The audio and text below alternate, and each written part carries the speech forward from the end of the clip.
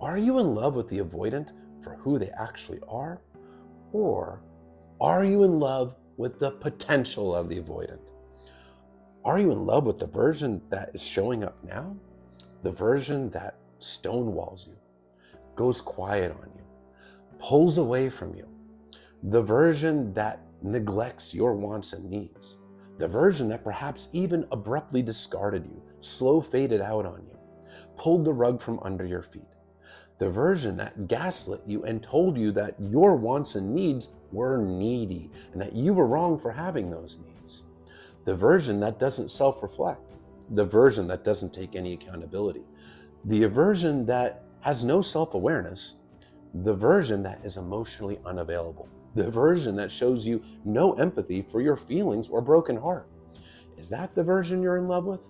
Or the early version that showed up, the one that potentially even love bombed you, promised a future with you, where there was a strong connection right from the start? Are you holding on to that potential, even though who they are is right in front of your face? This is the danger of getting sucked into love bombing. And a lot of avoidants do love bomb, and a lot of them don't do it in very overt ways. They just come across very strong, and it seems like a connection and a chemistry that's out of this world. You feel seen, heard, validated, wanted. They promise a future together, and they appear to be emotionally available from the start. Well, you catch feelings, and then you become available for them, and the relationship progresses and becomes more real. Well, now this person starts to exhibit emotionally unavailable behavior. They start to pull away. They shut down. They get quiet. They disappear for days. They can gaslight you and do all sorts of distancing behavior. But now that you've caught feelings, you are hooked on to that early version that you thought you had, not letting go, hoping that if you prove yourself and you show up and you love them hard enough, that early version will show back. But no matter how hard you try, it seems like they just pull away more and more and more and more. This is unfortunately who they are. The version that they're showing you now is who they currently are. Yes, of course they can change that. They can heal, they can become secure, but they have to want it. You loving them harder and you trying to prove yourself to them, one, that's only going to make you more anxious because you're not holding boundaries and you're tying your self-worth into their validation. But two, it's only going to push them away further because things like emotional closeness, real relationship behaviors are precisely what trigger this person. This is a person that's emotionally unavailable. And one of the core components of emotional availability is the ability and willingness to empathize with the partner, to feel their emotions along with them, to care about their wants, needs, and feelings. This person is showing you that they're not available in that way, meaning they're not empathizing with your feelings. They're not concerned about meeting your needs. They are deeply insecure and solely focused on meeting their own needs. So trying to win this person over, it's a fool's errand, and it's only going to cause you more and more and more anxiety as you continue to chase the person that doesn't want to be caught. Now, yes, this comes from childhood for them, and we can empathize with that. They have core attachment wounds.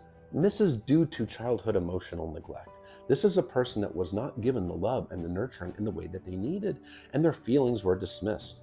So they grew up to feel insecure, and they feel unsafe being vulnerable because they learned if you rely on anybody for your emotional needs, you're likely to get rejected, abandoned. So they put up these walls around their heart. And we can empathize with those insecurities. But when you are continuously allowing them to treat you in a way that doesn't work for you, when you are making excuses for this behavior and refusing to acknowledge who they've actually shown you that they are and holding on to this early potential, one, you're wasting time and energy, emotional energy, into a person that's not reciprocating it.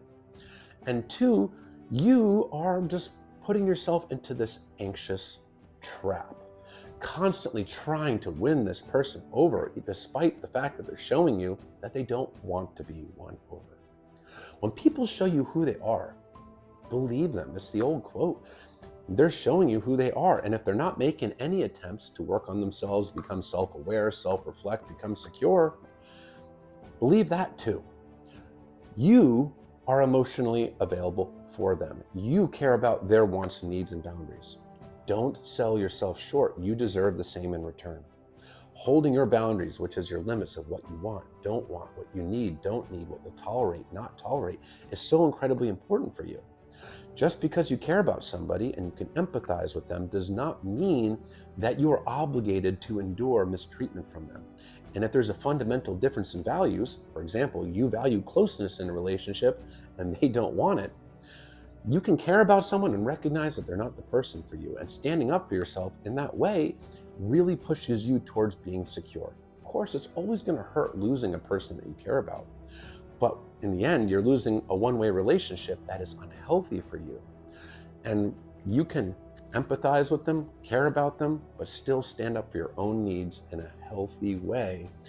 Because when you do so, you're telling yourself that your needs matter, your feelings matter, and you're not tying your self-worth into the validation of this other person. You are telling yourself that you deserve more than they're giving you, because what you're looking for is not what they're giving you. You're looking for emotional closeness. You're looking for intimacy, commitment. You're looking for the person that puts the effort into you the way that you put into them, which is what emotional intimacy is really founded upon. Don't sell yourself short. It's an anxious trap to try to win this person over, meaning trying to get them to become emotionally available for you by proving that you are good enough. Reality is quite the opposite. When they're pulling away and distancing, deep down inside, they're feeling not good enough for you. So the better you treat them, the more love you show them, the more they feel insufficient, and the more unsafe they feel due to the closeness and all of that love and intimacy, the more they back off. And it just creates a cycle of heartbreak. The way you end it, you hold boundaries, and you hold boundaries moving forward, because a person that is emotionally available for you is going to respect your boundaries and really want to work to meet your needs.